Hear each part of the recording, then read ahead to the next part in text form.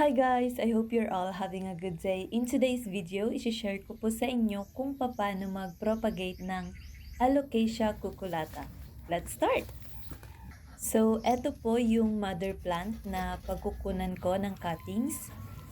Since ito po ay malago at malusog, maganda po itong pagkunan ng cuttings. Gamit ang itak, kumuha ng cuttings. As you can see, meron na pong ugat yung sa may upper part ng rhizome ng halaman.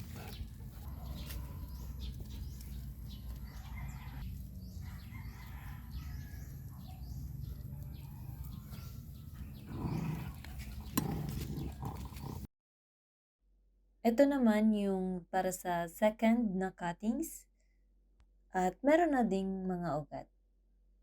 Ito po palang halaman ay direktang nakatanim sa lupa at inabot din ng ilang taon bago lumago ng ganto at napagkunan na rin namin siya ng maraming cuttings.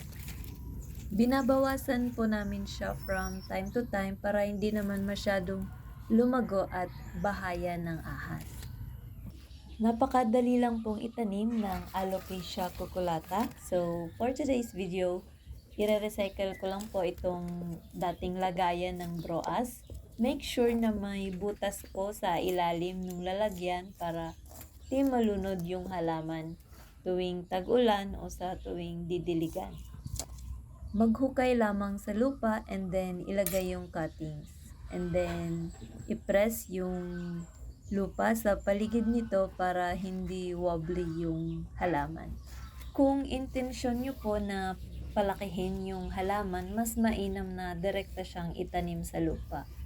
Pero kung may plano po kayong maglipat ng bahay, mas mainam kung sa paso para hindi naman masyadong stressful dun sa halaman yung paglipat-lipat. Pwede rin naman pong paugatin itong stem cuttings gamit ang tubig. Maglagay lamang ng tubig sa garapon and then ilagay yung dulong bahagi ng stem cuttings. Matapos ang ilang linggo, magkakaroon na po siya ng ugat. Make sure lang na palitan yung tubig from time to time para hindi bahaya ng lamok yung garapon. Ito naman po yung ibang Alocasia cuculata na direktang nakatanim sa lupa. Ang disadvantage nga lang kapag direktang nakatanim sa lupa, mas mabilis na makain ng snail o ng uod yung mga dahon. Kung mapapansin niyo po, may damage yung ibang foliage ng halaman. Merong mga butas-butas dun sa dahon. Nakakatulong din naman po ang mga manok o ibon sa pagkontrol ng mga peste sa halaman kahit papano.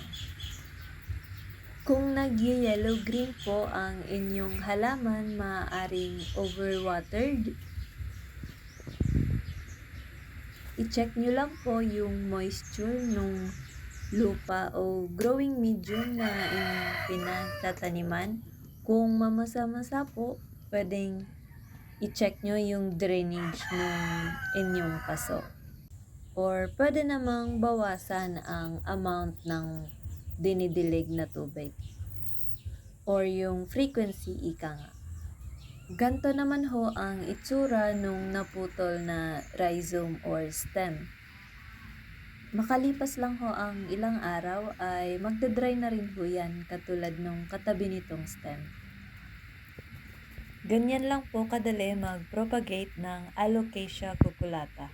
For lahat naman po ng na-propagate ko gamit ang gantong method, nabuhay naman yung mga halaman. Kung may katanungan po kayo or suggestions regarding this video, iwan niyo lang po sa comment section below. Maraming salamat po sa panonood. Hanggang sa muli, paalam!